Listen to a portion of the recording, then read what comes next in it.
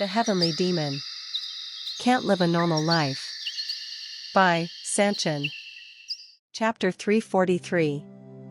Loss of Romance. Part 1. As Count Bragan had guessed, Roman Dmitri met with Sanchez as soon as he returned to Dmitri. "I heard you're leading the rebellion alongside Duke Vieto," said Roman. "Yes, Lord Roman. It's all thanks to your advice. I needed the help of powerful figures like Duke Vieto to stand up against the Emperor. Thankfully, the Duke accepted my proposal to challenge the throne," Sanchez replied. "So, what brings you here?" Sanchez smiled at Roman's question. Roman hadn't changed a bit. He was the same goal-oriented leader who was driven by a clear purpose.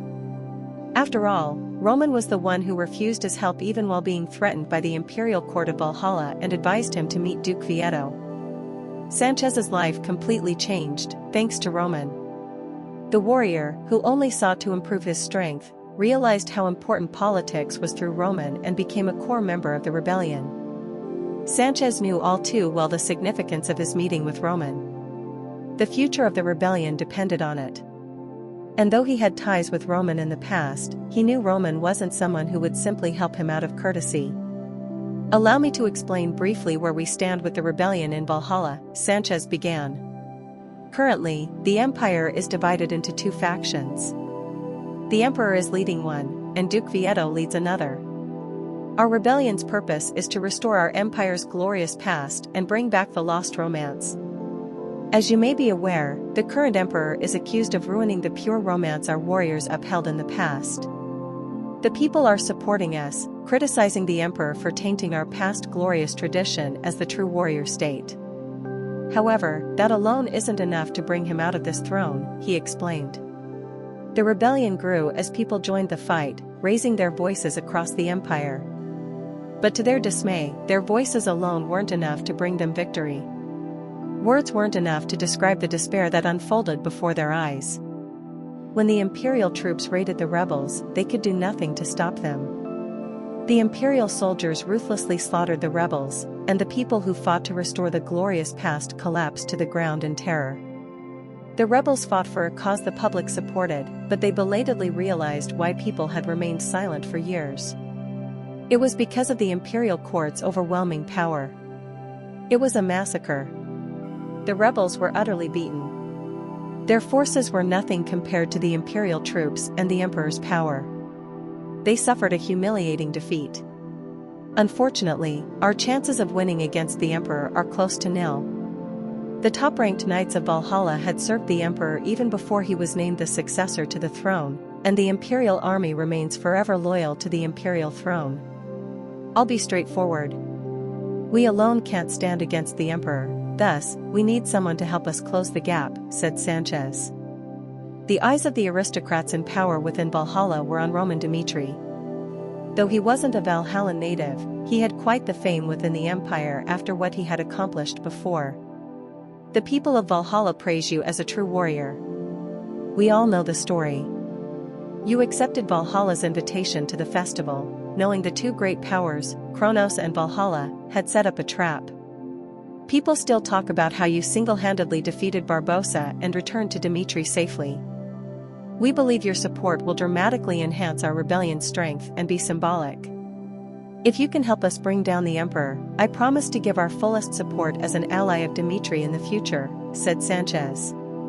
Winning Roman to the rebel side was like killing two birds with one stone. Not only would they acquire a hero who symbolized a true warrior, but they would also gain a formidable force capable of destroying the top-ranked knights of Valhalla. Roman was a person the rebels had to win without failure. Sanchez spoke his earnest words, hoping Roman would accept his request. "If you're asking me to get directly involved in the rebellion, I'm sorry, but I must refuse," Roman replied without hesitation. "Let me be clear. I can't be the solution you desire me to be," he said in a firm voice to Sanchez, who looked at him in shock. Sanchez couldn't hide his shock. It wasn't like he was confident Roman would support the rebellion without a doubt, but he never expected him to refuse flat out. After all, Roman was never a fan of the Emperor of Valhalla. The emperor was the one who invited him to the festival with ulterior motives and also sat on his hands when Kronos attacked him after Barbossa's death. It was evident that Roman perceived the emperor as an enemy. Thus, Sanchez believed Roman would undoubtedly try to get his revenge on the emperor if given the chance. Not to forget, there had been signs of the Valhalla Empire banding together with Kronos. It was easy to connect the dots from then on. Since Dmitri was an enemy of Kronos, Sanchez believed Roman would want to get rid of the Emperor of Valhalla, who could become Kronos's future ally. Roman could gain so much by allying with the rebels. There was no better outcome for Dmitri than to remove a future threat and win Valhalla as an ally. However, what made Sanchez confused was the nuance of Roman's words. Despite his refusal, it strangely sounded as if there was room for compromise. "May I ask the intention of your words?" Sanchez asked. "It's as I've said. If I join the rebellion and lead the fight, you will inevitably lose your justification for your battle. Valhalla takes pride in its pure blood. Though your people praise me as a hero, the moment I point my blade at the emperor, their hearts will undoubtedly turn against you. Let me ask you, do you think you'll have a chance to win this fight if you end up losing the support of your people?" asked Roman. "No, I don't." "That's right. That is why it has to be done by pure Valhallan effort to bring down the emperor from his throne." Things were much more complicated than Sanchez had thought, and he couldn't agree more with Roman. The people of Valhalla weren't raising their voices to change the emperor but to restore its glorious days and lost romance. Thus, if an outsider led the rebellion, it would inevitably lose its purpose. The rebels were already far too weak. But without the support of its people, they would lose even the slightest possibility of winning against the imperial court. Sanchez fell into a dilemma. He needed Roman Dmitri to close the power gap, but as Roman had pointed out, too much was at stake. He felt devastated, standing in the middle of his despair. The future seemed bleak. However, it was too late to turn back now. The emperor would most likely slaughter everyone related to the rebellion without failure if he would back away now. But at that moment, he recalled how Roman stated he couldn't get directly involved. In other words, it somehow sounded like perhaps he could indirectly support the rebellion. "However, I can indirectly support you. I can always drag down Valhalla's imperial court without getting you involved. I can start a conflict between Dmitri and Valhalla and help you destroy the emperor. But my proposal comes with a price. I have only one thing to ask from you," said Roman. "What is it?" asked Sanchez. Roman chuckled. He knew Sanchez wouldn't be able to refuse his proposal all along. Roman had come knowing how this conversation would end. "A temporary alliance until I defeat Kronos. I don't want Valhalla getting in my way as we move forward." The exact words carried different meanings depending on the nuances. Sanchez and Roman shared the same goal, to bring down the Emperor of Valhalla. However, unlike how Sanchez desired to coexist with Dmitri as equals, Roman desired to establish a temporary alliance just to defeat the Emperor. He requested an alliance that could be terminated once they achieved the objective.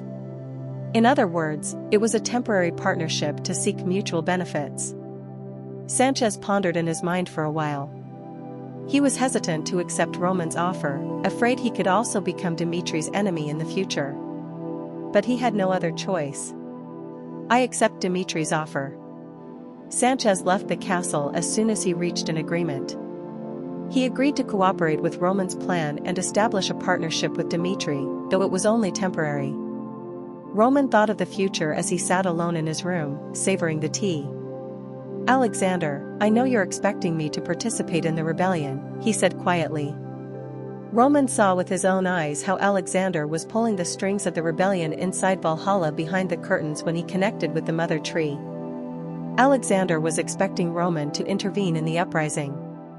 It was what Kronos desired, to watch on the sidelines as Valhalla and Dmitri beat each other up and exhausted their resources. Alexander's plan was quite apparent to Roman's eyes. However, he showed no hesitation in accepting the challenge. Though saving Dmitri's energy was a viable option, Roman refused to take the easy path. It wasn't what he desired. "I'm afraid of nothing."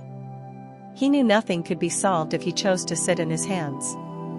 If the rebels failed and the emperor subdued them, Roman would have to eventually face the worst-case scenario where Kronos and Valhalla combined their powers to attack Dmitri. Roman refused to let the heavens decide his fate.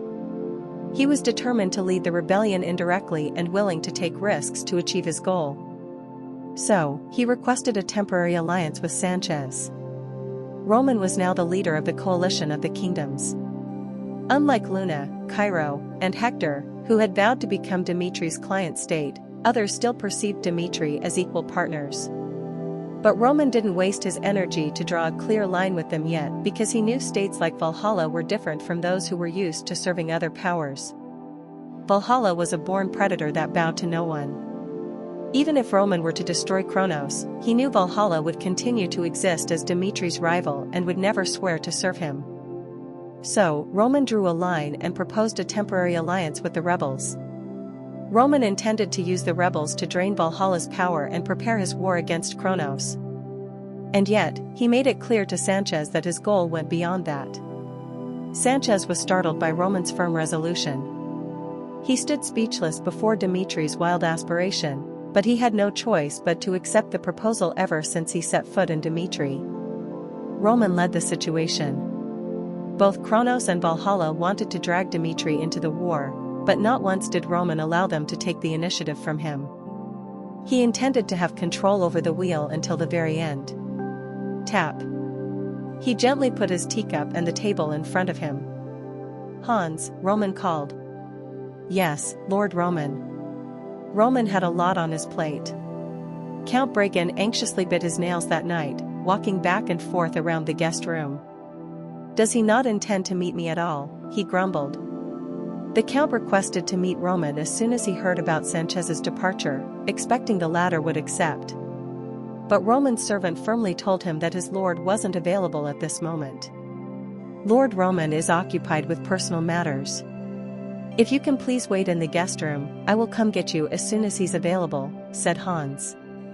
Count Bragan had waited for hours. He felt frustrated as he watched the sunset. He knew Roman never liked the emperor, but leaving a guest from the empire waiting for hours was unacceptable.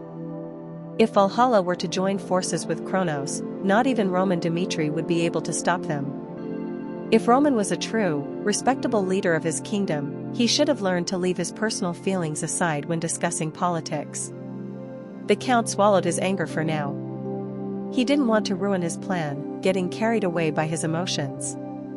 Count Bragan suppressed his frustration and waited for Roman Dmitri to call him. He waited one day, then another. And after watching the sunset twice and another sunrise, the Count exploded in rage. "Damn it! How long does Roman Dmitri intend me to wait?" "Billy." "Yes, my lord." Billy was the guard knight.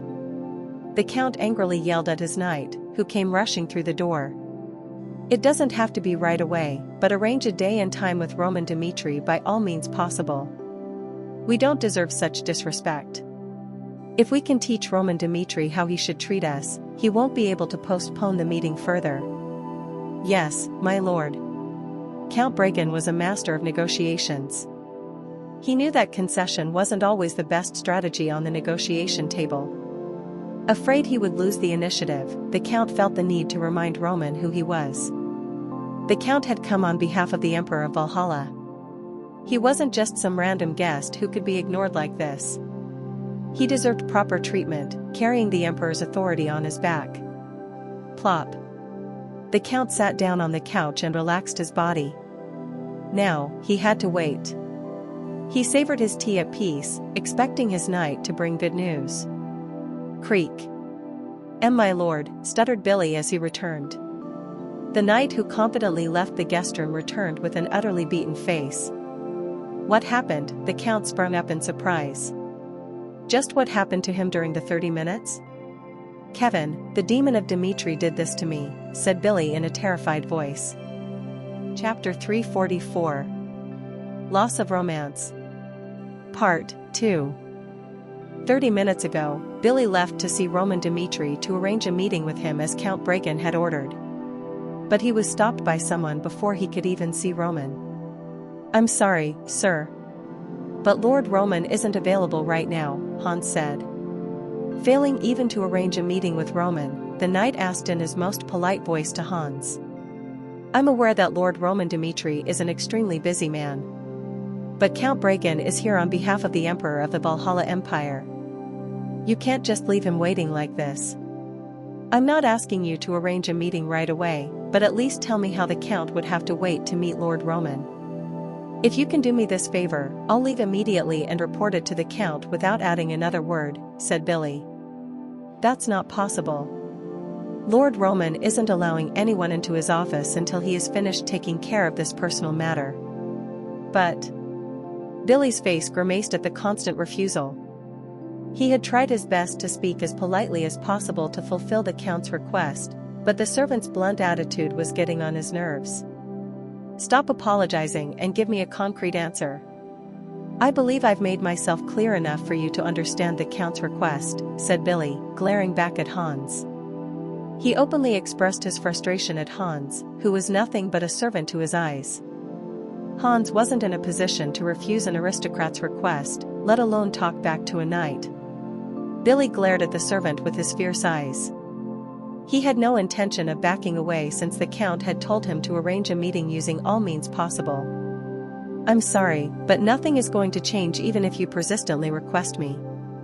After all, this meeting was never arranged beforehand. I understand you're also in a hurry, but I can't let you pressure me like this to meet with Lord Roman, Hans replied. What did you say, you little bastard? Fwip. The knight raised his hand in the heat of the moment. He could no longer suppress his anger at Hans's insolent attitude. If a servant in Valhalla had talked back to him like this, his head would already be long gone. Put that hand down, a cold voice echoed from the knight's side. When Billy unconsciously turned around, he found an unfamiliar face staring at him. Billy failed to recognize Kevin's face, the demon of Dmitri. Though he had made quite a name in Valhalla, not many people knew his appearance in the Empire. Sir Kevin, I'm fine. Kevin? Billy recognized the name. After looking at Hans and Kevin a couple of times, he realized that the young man standing next to him was the renowned demon of Dmitri. He hurriedly lowered his hand with an awkward chuckle, afraid his behavior against Hans would worsen the situation. He. Please don't get me wrong. I was here to meet with Lord Roman, said Billy. Quit the nonsense. Who the hell are you to dare raise your hand against Hans and Dmitri? Kevin interrupted in a threatening voice. Kevin's provocative words hurt the knight's pride. Billy knew he shouldn't have raised his hand against Hans, but Kevin had gone too far. After all, the man standing before him was nothing but a mere servant. What do you mean? Don't you think you're going a bit too far? Billy responded. Quit the nonsense and reply to my question. Why did you try to hit Hans? Don't talk like that to me. I'm not your subordinate but a proud knight of the Valhalla Empire. Not only do you have no authority to question me like this, but what's wrong with putting an insolent servant in his place? Count Bragan had told Billy to show Dmitri who they were, so he intended to teach Kevin his place as an honorable knight of Valhalla. Kevin stomped right up to Billy's nose and glared up at him. Say it to me face one more time. What did you say again, said Kevin. Screw you. Did you think I'd chicken away because you're the demon of Dmitri? What's all the fuss about? It's not like I hit him. What's wrong with a knight raising his hand against a mere servant? If he hadn't ignored me in the first place, arg. Slap. Billy's face violently turned.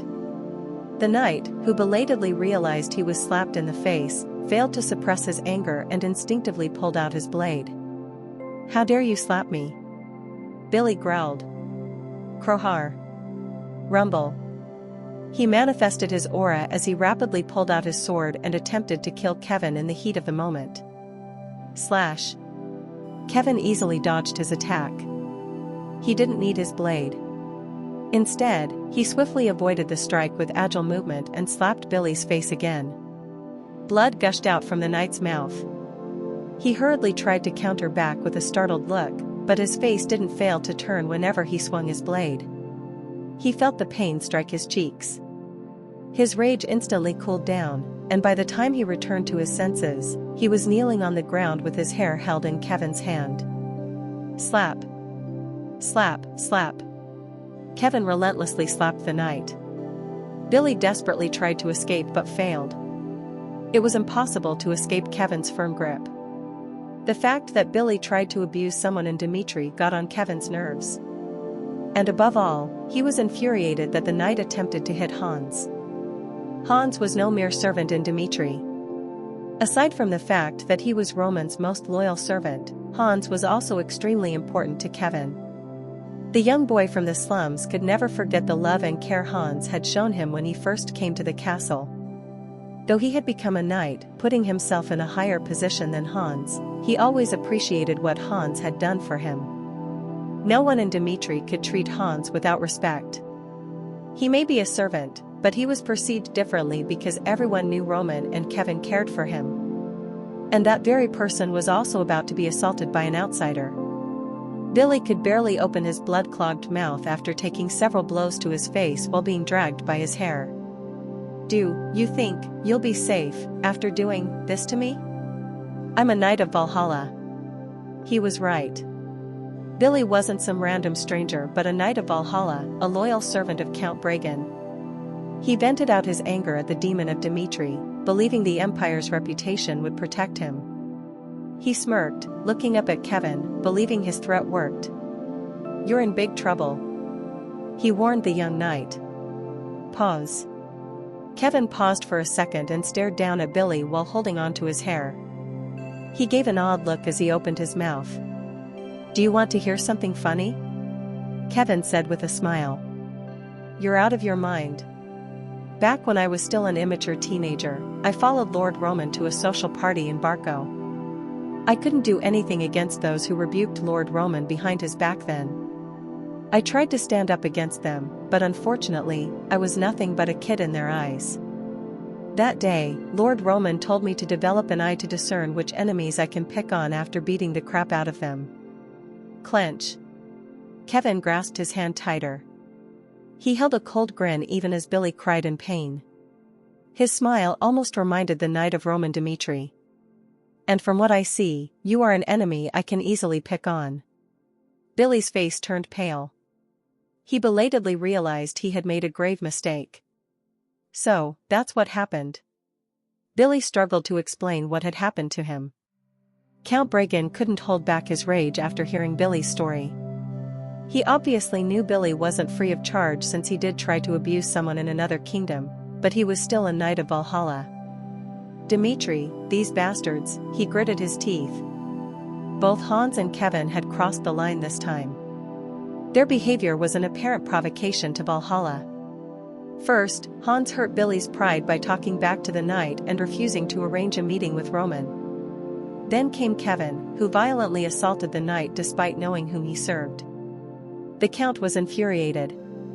To be honest, he felt like storming into Dimitri's castle and holding Roman Dimitri accountable for his subordinates' insolent acts. However, he couldn't. As one would say, he that would eat the fruit must climb the tree. He was in no position to threaten Roman. There was just too much at risk if he were to put himself and Valhalla in Roman's bad books right now. Plop.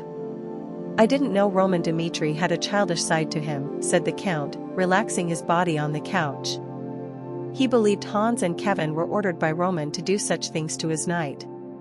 To his understanding, it was Roman's way of getting his petty revenge on the Empire for what it had done to him in the past. It seemed highly likely that Roman got his personal feelings involved. It was as the rumors described him. The Count had heard that Roman Dimitri was violent but never expected him to come out like this against Valhalla while engaging in a conflict with Kronos. "We'll let him go this time." The Count chose to swallow his anger. He wanted to meet Roman at least once before he left to teach him what happened to those in the past who dared to challenge the Empire's reputation. "Let's see if you can keep such an impertinent attitude when we meet," he gritted his teeth. The Count knew he had to be patient to get revenge. His cold glare stared at the ceiling as he leaned back on the couch. And in his mind, he drew out how he would engage with Roman when they finally met. Meanwhile, Roman was busy meeting with the kings of the three kingdoms south of Kronos via the magic telegram. King Umberto spoke up first. "We can't accept any more refugees coming from Odelia. They've been causing large and minor problems along the borders. Unfortunately, punishing them can't solve the fundamental problem we're facing. The refugees who commit felonies are easily escaping our law enforcement officers by crossing the borders and returning to their lawless land in Odelia. And since their kingdom is in an anarchic state, they can do whatever they want without being punished. The king of Umberto is right. We're also witnessing more and more criminals in Frank Kingdom crossing the borders to escape our law enforcement." The collapse of Odelia led to unexpected collateral problems. The aristocrats who had lost their royal court were busy taking care of themselves, resulting in a part of the kingdom's lands that went out of their jurisdiction to become a lawless territory. It was complete chaos. People living in the destroyed capital committed crimes to survive, and no aristocrat in Odelia was willing to punish them. They only cared for themselves and their own safety. Instead of taking the initiative to solve the problem at hand, they waited for someone else to take the risk to solve it for them. The kingdoms also chose to sit in their hands since they couldn't mobilize their troops, afraid Kronos would strike back. They couldn't ignore the warning message sent from Kronos by destroying Odelia's capital in the flick of a finger. Though the empire had agreed to a truce, the kingdoms couldn't easily neglect its presence and power, afraid they would become the next target. Roman listened to what the kings had to say and finally spoke his thoughts. "I agree with you all. We can no longer sit in our hands and watch Odelia's fall impact other kingdoms. We had no choice but to put Odelia's problem aside with other urgent matters at hand. However, I believe the time has come for us to pull our sword. The stability of the southwest region is crucial in preparing for our future war against Kronos. Suppose Odelia continues to cause a problem. It will inevitably negatively impact the region," said Roman. Odelia Kingdom was located at the furthest south of the three kingdoms. Roman knew he would have to solve the problem at some point. King Redford spoke up next. "Are you sure about this, Lord Roman? It's not a matter that can be settled easily. It won't be easy to restore order in Odelia's lawless lands and establish a system to convince the existing aristocrats who hold power. I believe right now is the opportune moment with Kronos resting after the war and Valhalla busy handling its rebellion. We won't have a better opportunity than now. Plus, we don't need to convince anyone in Odelia. The fact that its fallen royal court sided with Kronos won't change. We don't forgive traitors," said Roman. Simply put, Roman was prepared to wage war with the existing aristocrats in Odelia. His plan was not to restore the fallen kingdom but to annex its lands and absorb the territory into his coalition. "I'll deploy some of Dimitri's troops to assist you. Our priority must be establishing stability in the southwest region and removing anything that can be of harm. If the people and the aristocrats in those lawless lands choose to resist, you can consider them enemies and destroy them," he added. "Yes, my lord. Will do, my lord." That marked the end of the meeting. Odelia was a problem the three kingdoms in the south had to settle. Roman agreed to deploy some of his units and shared his plan to support them. His priority had to be Valhalla right now. A week had passed since then. After organizing his thoughts, Roman called Hans. "Hans, go and grab Count Bragan." "Yes, my lord." The moment Count Bragan had been eagerly waiting for had finally come. Chapter 345. Loss of Romance. Part 3. "It appears like you've been busy the past few days," said Count Bragan as he sat down. Unlike the smile on his face, he sounded a bit angered. 1 week wasn't short for the Count. He not only had to tend to Billy's beaten face during the week but was constantly pressured by the imperial court, rushing him to meet Roman as quickly as possible. The Count had spent a frustrating week. Sitting before Roman's relaxed face, he felt his anger level spike up again, which he barely managed to suppress. "Yes, I had a lot of things to take care of. If you had arranged a meeting beforehand, you wouldn't have had to go through the hassle of waiting this long. Please call me ahead next time if you have plans to meet me again," said Roman. "I'll keep your words in mind," said the Count with an annoyed look. This wasn't what he had anticipated. He expected Roman to say at least an excuse to ease his frustrated feelings, but Roman was brazen. "Before going straight to the point, I would like to ask how you intend to take responsibility for Billy's incident. I thought of letting it slide at first, but a proud knight of Valhalla who had come as a member of the delegation is struggling in pain even at this moment. How can I, as the head of the delegation, ignore what he had suffered? If I let the incident slide, it will inevitably bring shame to the Empire's reputation," said the Count. Count Bragan never intended to let Billy's incident slide in the first place. This wasn't for the knight's sake, but he had to do it to take the upper hand on the negotiation table. He had thought over his plan to pressure Roman in the guest room while waiting for a week and intended to take advantage of the situation. Roman calmly picked up his teacup and took a sip as he gazed at the Count indifferently. "I heard he was the one who first picked on Hans," he said. "I'm aware. But Hans is a servant, unlike Billy, who is a knight. Plus, Billy only threatened the servant. He never actually hit him." Count Bragan already expected what Roman would say. He replied with an obvious response while hiding his smile. "Hans is unlike other servants in Dimitri. He cared for me since childhood and is very important to Kevin.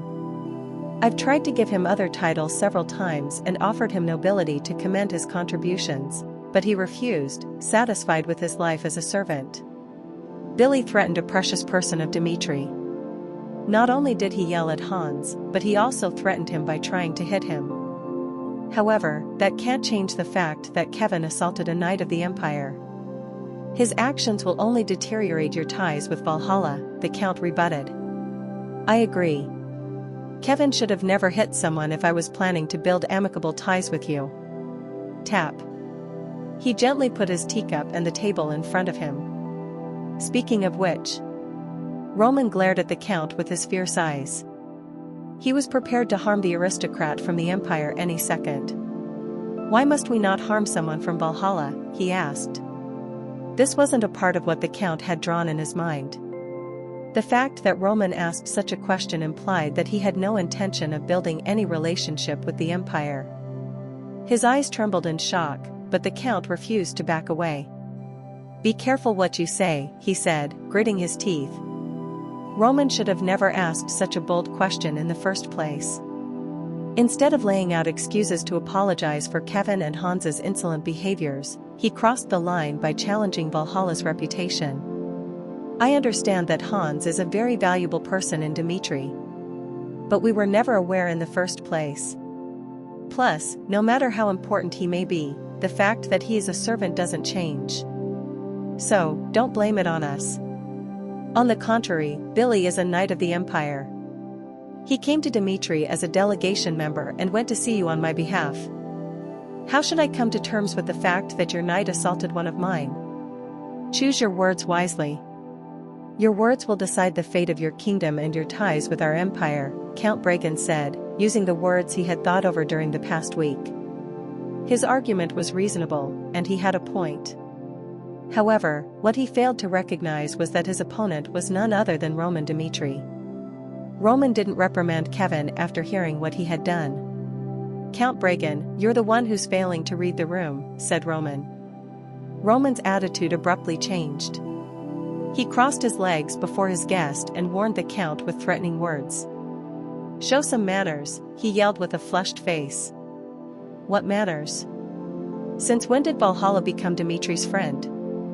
From what I remember, your empire tried to kill me the last time I visited. And what did your emperor do when I ended up killing Barbossa? He killed everyone related to the knight and helped Kronos ambush me. To my understanding, the emperor's authority has no end within the empire's territory.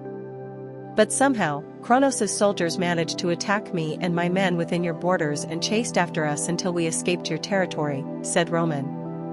He intentionally brought up the incident to pressure the Count. He would have put the past behind him if he had desired to restore his ties with Valhalla.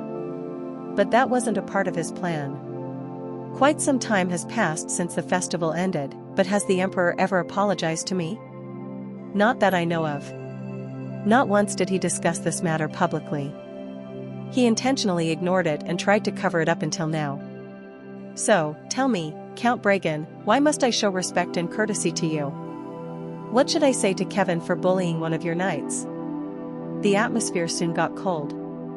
Valhalla was an enemy to Dmitri, perhaps a bigger enemy to Dmitri now that Kronos had agreed to a truce with the kingdom.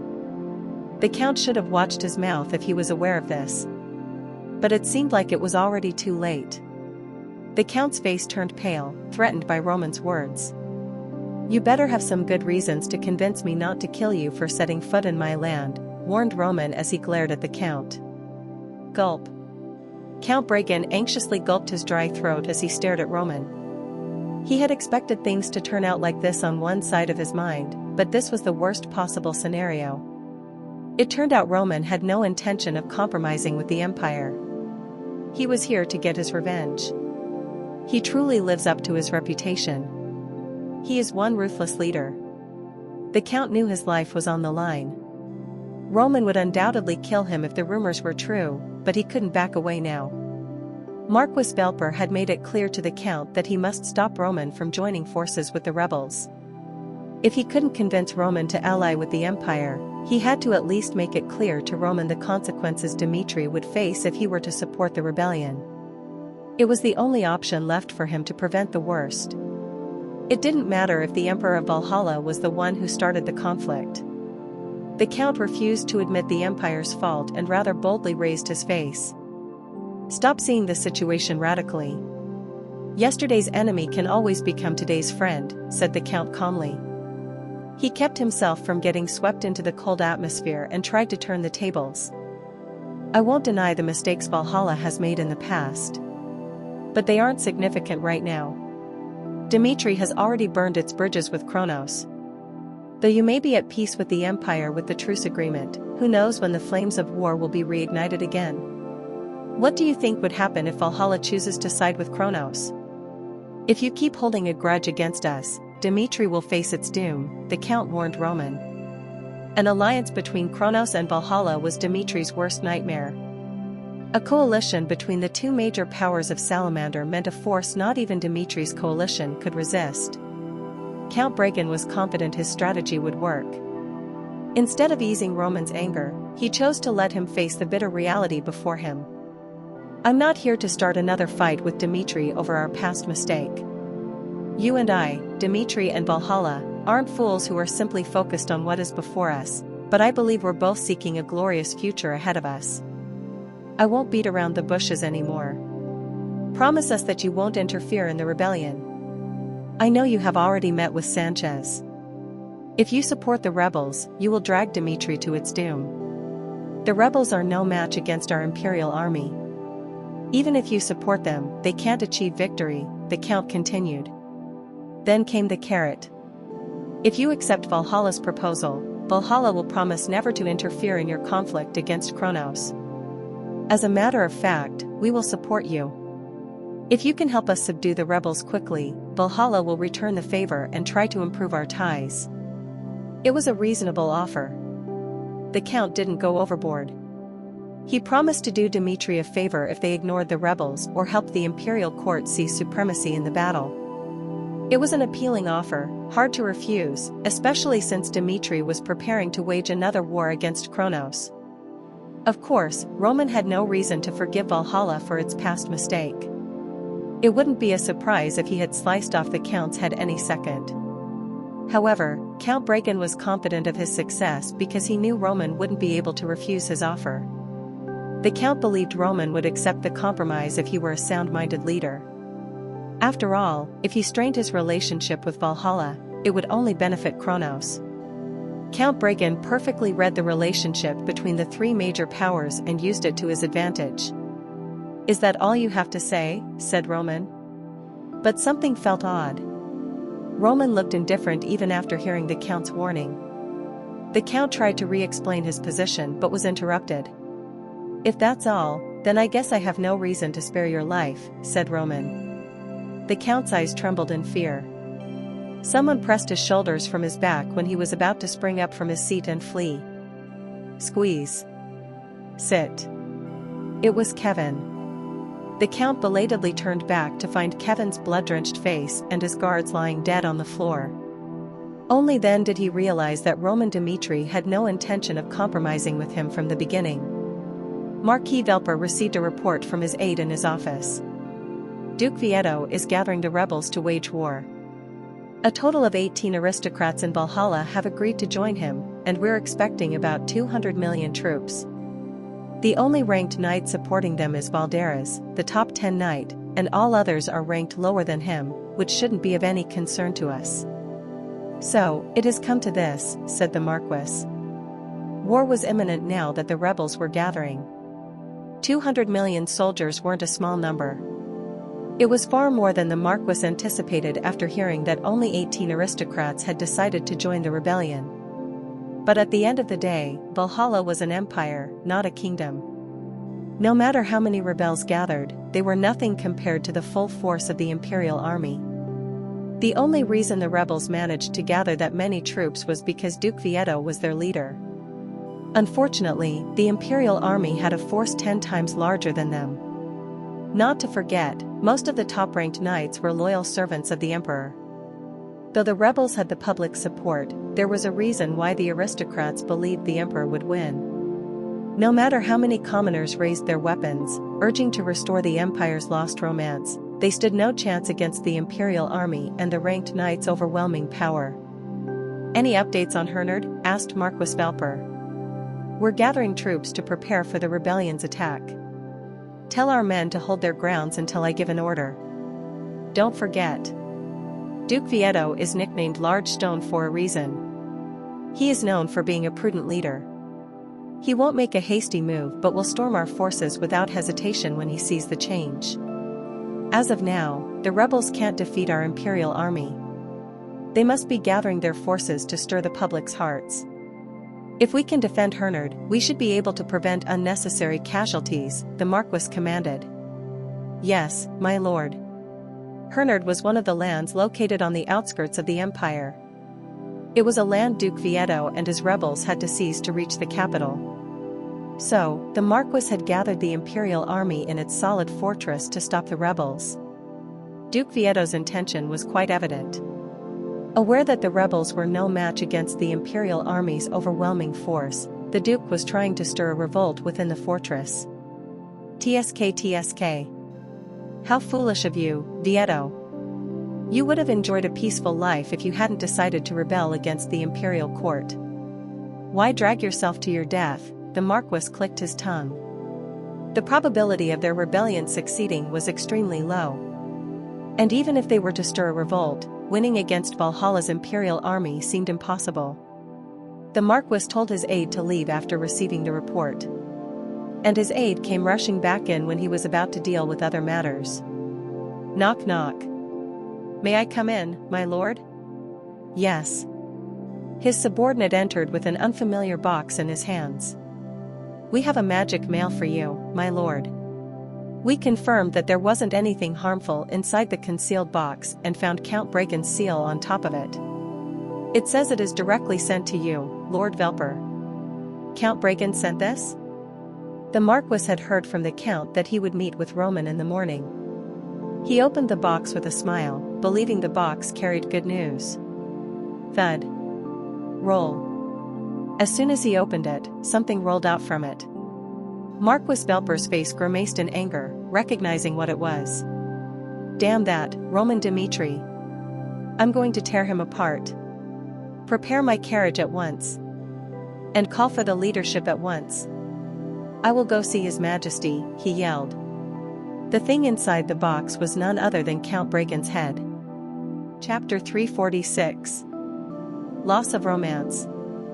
Part 4. The leaders of the imperial court gathered at Marquis Velper's request. With the emperor languidly gazing down from his throne, the Marquis brought the box with the head and presented it to the crowd. Tap. Look at this. Roman Dmitri killed Count Bragan, Valhalla's envoy to Dmitri, and sent me his head. Do you know what this implies? It's a clear declaration of war. Roman Dmitri must be planning to support the rebels and attack our empire, the Marquis stated. Damn it. The aristocrats frowned in anger at the sight. No one in the room hid their rage as they saw the brutal head inside the box, reeking with the smell of blood. I knew it. Roman Dmitri is a madman who refuses to compromise. He must be out of his mind. How could a leader of a kingdom kill a messenger sent by our empire? This is a clear violation of international law. Roman Dmitri has crossed the line this time. We must prepare for war. Let us wipe out those wretched rebels with our imperial army and combine our forces with Kronos to eradicate Dmitri. The aristocrats boiled in anger.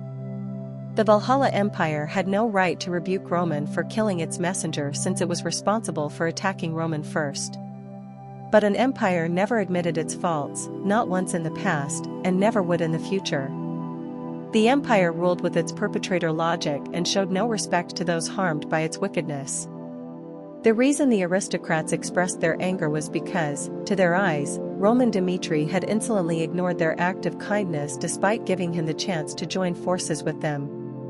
Count Gomez, a member of the conservative faction, presented a new idea after observing the situation. How about we settle the matter this way instead, he proposed. Please take the floor and tell us what you have in mind, said the Marquis. Hearing how Roman Dmitri killed Count Bragan after meeting with Sanchez of the rebellion, we can assume he will likely join forces with the rebels. Duke Vieto must be planning to use an outside force to close the power gap and win this civil war. We should take advantage of that. If we can convince the public to turn their backs against the rebels by telling them the Duke is receiving support from a person who isn't a pure-blooded Valhallan, we should be able to crush them easily, the Count explained. That's a wonderful idea. The Count was able to grab the aristocrats' attention. If his plan were to succeed, the rebels would inevitably lose the support of the people, allowing the imperial court to wipe them out without facing much resistance. Valhalla is an extremely closed society, unlike Kronos, that accepts various nationalities and races. We only accept pure-blooded Valhallans and no other. Thus, I believe we can use this to our advantage. The public urges the imperial court to restore the empire's glorious past and the romance our warriors once cherished. But what do you think will happen if they realize an outside force supports the rebellion? The rebels will undoubtedly face a dilemma. Restoring the roots of our empire must be done by a pure Valhallan, not some alien from another kingdom. If we can convince the public by using Roman against the rebels, we should be able to turn the tables, the Count added. Roman Dmitri had made a grave mistake. His decision to kill Count Bragan and send his head to the empire had given the imperial court a hostage to fortune. Please allow me the chance to be in charge of the matter at hand, Your Majesty. I will talk to Roman Dmitri myself and obtain evidence to shake the public's heart, said Count Gomez, bowing before the emperor. I also concur with Count Gomez, Marquis Belfer expressed his support. The conservative and the liberal factions of Valhalla were on the same page. Though Count Gomez opposed the liberal faction attempting to compromise with Kronos at first, he had no choice but to unite his force with them as the emperor's madness grew worse.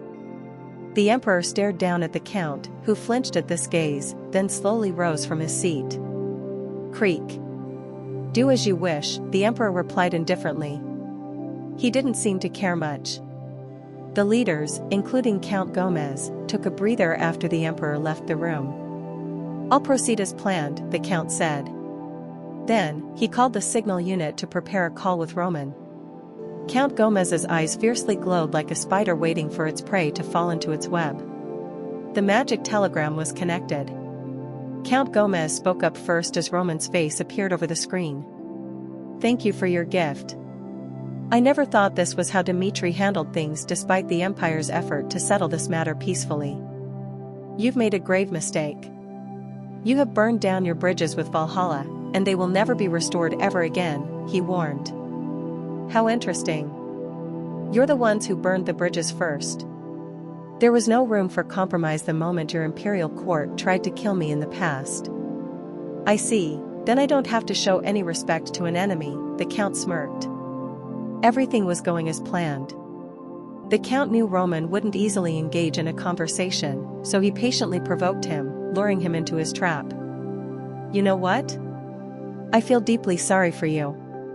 What do you think would have happened if you had accepted Count Denver's hand back when he offered to support you? Things would have turned out a lot differently. The Valhalla Empire would have inevitably soared like an eagle, and perhaps we could have even destroyed Kronos by now. I'm not here to deny the things you have accomplished. You deserve our praise for all the things you have done despite coming from Cairo and becoming a leader of the coalition. Roman murdered Count Denver during the rebellion in Cairo, which had put him on the Empire's bad books. You're too full of yourself, Roman Dmitri. Your arrogance seems to have no end. Do you think you've become the ruler of this world after winning against Kronos just once? Kronos and Valhalla are called the great powers because our legacies stand as proof. You've made a mistake in provoking both empires. You should have at least held on to one side. And you made a foolish mistake to side with Duke Vieto and his rebellion, the Count threatened. He naturally engaged in his conversation with Roman to lure him into his trap. The signal unit recorded everything said during the communication. And if he could bring Roman to say he was linked with Duke Vieto, he intended to use it to turn the public's heart. Do you really think you can bring down our empire by helping Duke Vieto, Roman Dmitri? The Count threw his bait. He didn't add another word and patiently waited for Roman to answer. His fierce glare was waiting for his prey to take the bite. And the moment Roman would say the words he wanted, the Count would relentlessly crunch the back of his nape. Count Gomez, I believe you're misunderstanding something. This has nothing to do with Duke Vieto and his rebellion. The Count grimaced in shock. He didn't expect Roman to deny it. He believed Roman's intentions were reflected in the gift when he decided to slice the Count's head off. Roman couldn't hide his smile at the Count's perplexed look. I thought I made myself clear. I left no room for compromise the moment Valhalla pointed its dagger at my throat. That is the reason I murdered Count Bragan and sent his head to you. His head is my message to you that I perceive you as my enemy. Roman didn't hide his malice, and his words utterly turned the tables of the conversation. The reason Valhalla called him was apparent. Roman believed the imperial court of Valhalla had called not to condemn him for killing an aristocrat of the empire but to use it for their political advantage. There was no reason for him to rebuke them or refuse their call. After all, countless political schemes went back and forth between the major powers daily. Some even incorporated brutal violence, but Roman did not intend to fall into Valhalla's trap and surrender. Roman had already informed Sanchez a week in advance that he would murder Count Bragan and take his head. The rebellion and your civil war are none of my business. I was so busy waging my war against Kronos after Valhalla's festival that I didn't have the time to retaliate. I've intentionally waited for the right time to make you pay for your actions. But perhaps I made a mistake. The fact that you still believed Dmitri would engage in a conversation with you changed my mind. I'll offer you a proposal. If you accept my offer, I'll sincerely consider establishing good ties with your empire. Count Gomez stood speechless. After hearing that Roman had killed Count Bragan for his personal revenge, there was nothing he could say. Roman's one word was enough to destroy the Count's plan. There was no point in continuing this conversation to lure Roman into his trap. Everything Roman said was right. The Valhalla Empire had undoubtedly tried to kill him by turning a blind eye to Kronos' scheme, and the public had openly rebuked the imperial court for its irresponsible behavior. The crowd criticized the emperor for allowing Kronos to murder their hero, who had courageously won his battle in the festival. Count Gomez couldn't give any excuse because he knew the people would denounce the imperial court again. There was nothing he could say to argue against Roman's reasoning. The imperial court was now put into a dilemma. The only way you can restore our relationship is by having your emperor come to me and beg for my forgiveness. How dare you? Watch what you say with that filthy mouth of yours. The aristocrats burst out in anger. It was blasphemous even to think the emperor would beg for another's forgiveness. The emperor of Valhalla wasn't someone who would accept such an insolent proposal, and even if he did, the aristocrats refused to let the empire's reputation fall. This was unlike proposing Kronos to sign a truce agreement. Count Gomez didn't hide his anger, knowing Roman's proposal was an apparent provocation to the empire. He made the ridiculous proposal aware that the empire would never comply.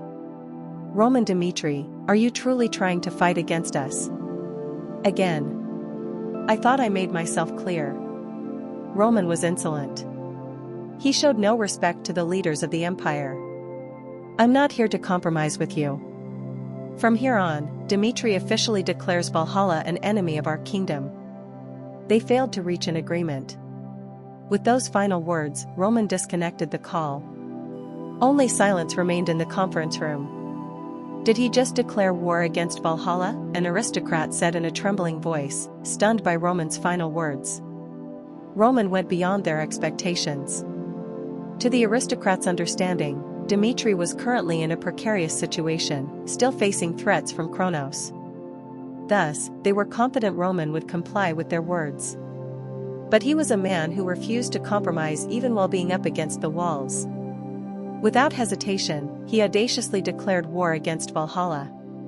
No one in the imperial court anticipated Roman to choose such a dangerous path, a path that would put Dmitri at a clear disadvantage. Wiping out Dmitri and its arrogant leader would be a piece of cake if Kronos and Valhalla were to join hands. Roman Dmitri meant what he said. He's a person who could do even worse, said Marquis Belfer. With the emperor gone, the Marquis was in command. He was as startled as much as the other aristocrats. He hoped this would all be a dream, but he knew Roman meant every single word he said. The Marquis also heard how Roman destroyed the imperial soldiers of Kronos with only a few soldiers back when the empire interfered in Cairo's civil war. Not only did he hold out against the imperial army's attack, but he also fearlessly marched out of the gates and slaughtered them. Then came the incident at the Valhalla festival, the war against Kronos, and the incident with the prisoners of war. Roman never failed to achieve the impossible. He was a bold and ruthless leader who realized the inconceivable and always reigned victorious. Unfortunately, it appears like we're the ones who have fallen into Roman Dmitri's trap. He will try to blame the empire for everything. And if he chooses to attack us, he will have the excuse to do so by stating it as an act of retaliation. He truly is one clever fox. He must have seen right through our plan to use Valhalla's pureblood against him. We can no longer associate his actions with the rebels, said Count Gomez. Though Roman may be an enemy, his intelligence deserved praise. Valhalla was now put in a dilemma. It not only had to be worried about Duke Vieto preparing a civil but also Roman Dmitri. Roman Dmitri will mobilize his troops to show us that he meant what he said.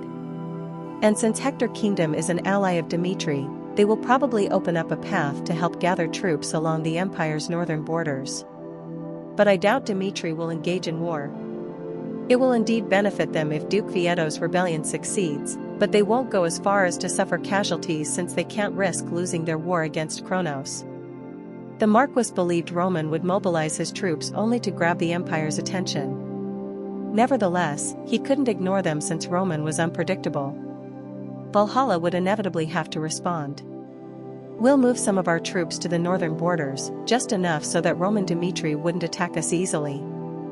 And mobilize all remaining troops to eradicate the rebels and Duke Vieto. It is a race against time from now on. We have to move as quickly as possible, or else we will inevitably face a grave crisis stirred by the rebels or Roman Dmitri. The situation was swiftly escalating. Nevertheless, the Marquis was confident of Valhalla's victory. He promised to crush Roman Dmitri after eradicating the rebels in the land. Once we get rid of the rebels, we will wipe Dmitri out from this continent, even if it means uniting our forces with Kronos. So hurry.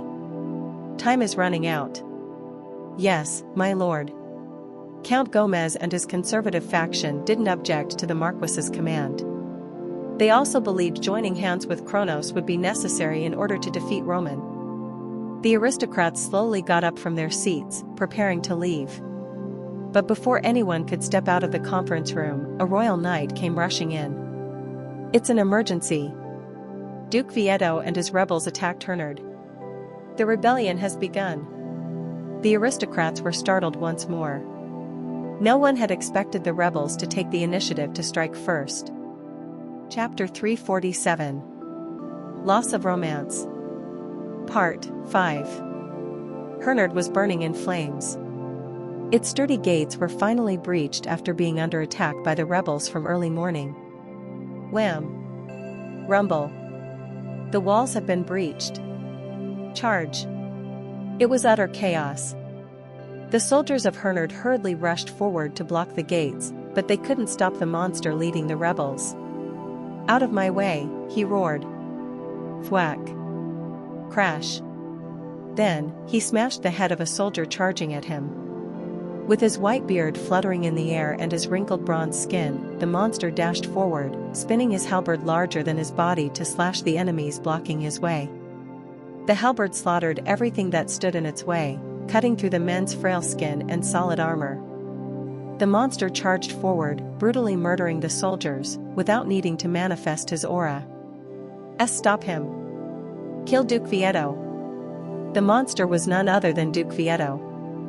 The old knight was now in his 70s, but age was only a number to him. His fierce and relentless vigor was still burning with passion, just as he was in his prime time. Though he no longer was a ranked knight after declaring his retirement, he used to be a level 5 aura knight, ranked top 10 in the past. The rebels swarmed the castle. The soldiers of Hernard weren't weak, but there was nothing they could do, wholly outnumbered against 200,000 rebels storming their walls. "Follow my lead," the Duke yelled. Powerful knights like Valderas, the top 10 ranked knight, took the lead and opened the path for the rebels to charge forward. Duke Vieto had decided to launch the attack a few days earlier. Soldiers of the Imperial Army are currently gathering in Hernard. It is only a small fraction right now, but if we wait any longer, it will become impossible for us to capture the walls of Hernard. Now is our chance to strike Hernard with the Imperial Court, thinking we wouldn't attack them first without Roman Dimitri's support. "We will succeed in capturing the walls of Hernard if you can make the decisive decision, my lord," one of the Duke's aides advised. He had a valid point since Roman Dimitri had already informed the rebels of his future plan through Sanchez. So, Duke Vieto ambushed the walls of Hernard after quickly gathering his forces. Unlike Sanchez, the Duke didn't trust Roman perfectly but believed it was worth making a bet now if there was even the slightest chance of succeeding. The enemy surrounded the Duke. However, the monster couldn't be stopped. Duke Vieto charged forward against the enemies and instantly wiped them out, exploding his aura. Boom! Rumble! Ack! Arg! The Duke slaughtered dozens of soldiers in a single strike. Painful screams echoed from all directions. Hernard didn't have a single top-ranked knight to stop the rebels. The Emperor had mobilized his troops to defend the walls, but the leaders of Valhalla, including Marquis Belfer, failed to predict Duke Vieto's reckless attack. It wasn't because they were complacent. They believed the rebels would try to use public support and political sabotage to damage the Emperor's reputation instead of launching a head-on attack, overwhelmed by the Imperial army.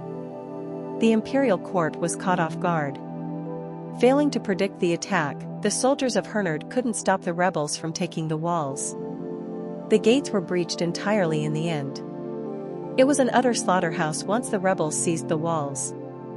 And when Duke Vieto spotted the commander of Hernard in the front line, he charged forward without hesitation. Crash! Then, he crushed the commander's head. "I killed the enemy's commander. If you surrender, we will spare your lives, Valhallans." Duke Vieto roared as blood splattered over his face. That marked the end of the fierce battle in Hernard. Hernard was also a land where ordinary citizens resided. The people rushed to the streets once they heard the battle had ended. Instead of crying in fear, they gathered in the streets to witness the rebels with their own eyes. Duke Vieto stepped forward like a hero returning from his victorious campaign and declared to the people gathered before him, "Oh, citizens of Valhalla! Valhalla used to be a proud empire of warriors. The Valhalla, I remember, was a mighty empire that resolved issues through fair competition and has always prided itself on being the strongest by continuing the traditions left behind by the warriors that came before us. But what has our empire come to?" he said. As Marquis Belfer had once said, public sentiment was crucial when it came to a civil war. Duke Vieto shared the same thought. He knew this was his chance to get a grip on the crowd standing before him after successfully capturing the walls. Those bastards who are in control of the imperial court are ruining Valhalla's pride and tradition, using their progressiveness as an excuse. They are blinded by power and are trying to join hands with Kronos. The proof of that is the incident that occurred during the annual festivities. What have they done to Roman Dmitri, who declared to participate in our festival to honor our tradition? The imperial court and the emperor showed no respect to the hero. They tried to murder him. They attempted to use our sacred tradition as their scaffold to kill Roman Dmitri, the Duke continued. Those filthy traitors. That was unfair.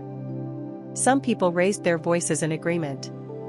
The Duke's speech wasn't enough to win the approval of the entire crowd, but it was enough to ignite the passion inside their hearts, at least. Roman Dmitri was a victor. As a true warrior, he defeated the filthy scheme planned by the traitors. And yet, the imperial court didn't know when to give up. Instead of admitting their defeat, they allowed Kronos to enter our land to assassinate the hero. Since when has our empire fallen so much? Its corruption shows no end. If the imperial court was so desperate to get rid of Roman Dmitri, they should have requested a duel fair and square. But they didn't. This is the bitter reality upon us. Thus, I decided to raise my weapon and bring an end to the corruption ruining our empire. I, Vieto, will not stop and will not surrender. Clench. The Duke raised his halberd high and looked around the crowd. Follow my lead. I, Vieto, will help restore Valhalla's forgotten glory once again, he shouted in a firm voice. Vieto! Vieto! Vieto! Vieto! Only a small group of people raised their voices to support the Duke. But it didn't take long for the strong aspiration to spread across the crowd like wildfire. The people out in the streets began to chant Duke Vieto's name, deeply moved by his speech. The Duke succeeded in winning the public's support. Though the rebels may be outnumbered by the imperial force more than tenfold, the Duke had nothing to fear with the people's support on his back. It was his key to win this battle. Fervent cheers filled the streets of Hernard. And hearing the cheers of the crowd, the rebels were confident their aspiration to restore the empire's glorious past would undoubtedly succeed. Things were finally settled. The leaders of the rebellion gathered to convene a meeting. Though they had confidently marched before the people, they knew their situation wasn't all that optimistic. What's the situation? The imperial court has issued a draft. They sent a part of their imperial army to the northern borders and formed a punitive expedition with about 1 million soldiers to attack us. They no longer care about public sentiment. They plan to wipe out the entire rebellion here in Hernard. Considering how many troops of the imperial army were dispatched across the entire empire and protecting the capital, 1 million meant the imperial court had mobilized most of the imperial army to eradicate the rebels.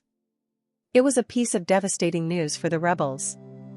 Without the support of all the people in the empire, the rebellion would inevitably fall in the walls of Hernard if they were to come across the imperial army right now. Sanchez, do you really believe Roman Dimitri's plan will succeed? Duke Vieto asked Sanchez. Yes, I'm confident. Sanchez was a core member of the rebellion.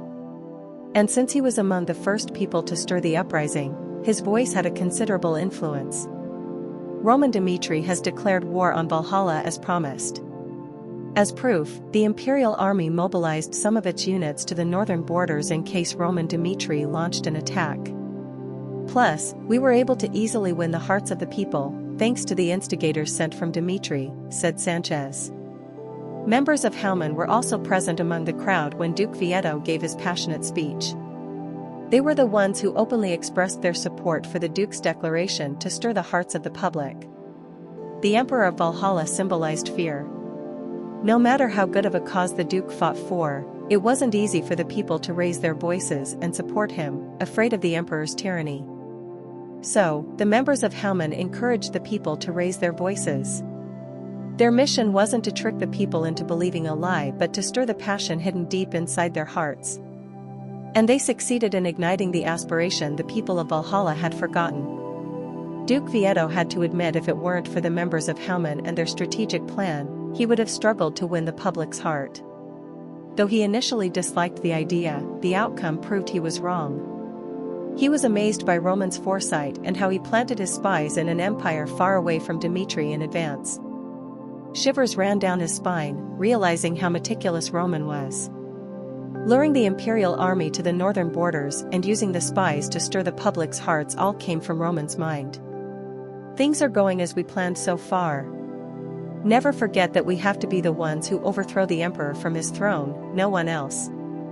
It will be a lost cause if we allow an outside force to interfere. We have to be the ones to shed blood and reign victorious to restore Valhalla's glorious past. That is the only way we can earn the support of the people, said Duke Vieto. Yes, Commander. Yes, Commander. The Duke chose to lead the rebels after a lot of deliberation. And with the rebels united under his command, he was prepared to risk his life for the sake of Valhalla and the rebellion. Prepare to defend the walls of Hernard. Yes, Commander. Duke Vieto intended to observe how the situation would unfold by hiding behind the walls of Hernard for now.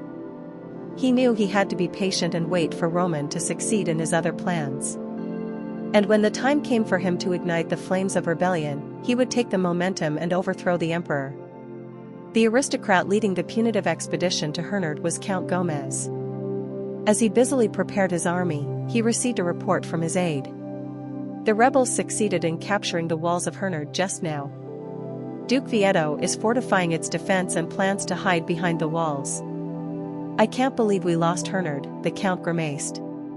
The imperial court had kept a close eye on the rebels and gathered troops in Hernard to eradicate them. But to the Count's dismay, the soldiers in Hernard failed to hold their walls against the rebels swarming in. Duke Vieto truly lived up to his reputation. While known for being a prudent commander in battle, he never failed to crush the enemies like a large stone when he saw the opportunity.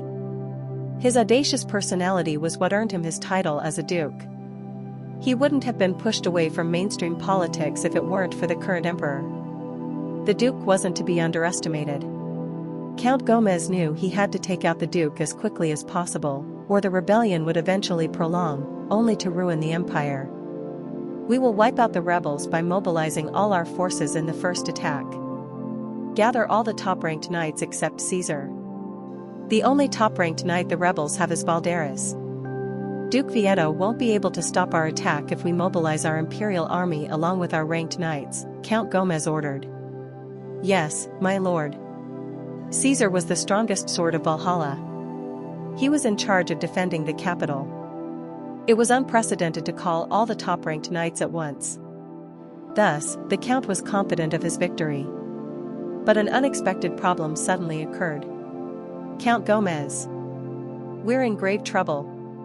The top-ranked knights are all called up to attend a ranked match, the aide hurriedly returned and reported. What ranked match? The Count's eyes widened in shock. He couldn't believe his ears because, to his understanding, there was no one in Valhalla among the top-ranked knights who would dare challenge someone to a ranked match at such a moment. A ranked match in Valhalla was a tradition only the top 10 ranked knights could participate in. It was a tradition where one of the top 10 ranked knights would challenge another to a duel, and it couldn't be refused.